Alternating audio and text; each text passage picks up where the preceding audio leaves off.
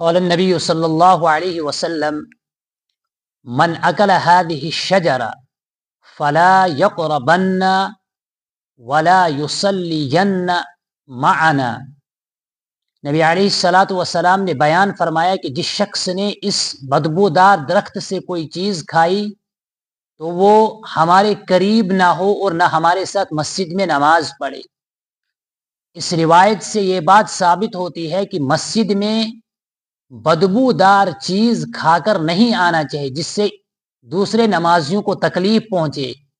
جیسے بعض حضرات لہسن وغیرہ کھا کر مسجد میں داخل ہوتے ہیں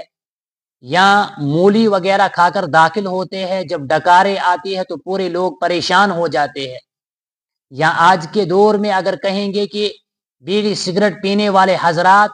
بیڑی سگریٹ پیتے ہیں اور پھر اپنی منہ میں جو بو ہوتی ہے اس کو زائل نہیں کرتے،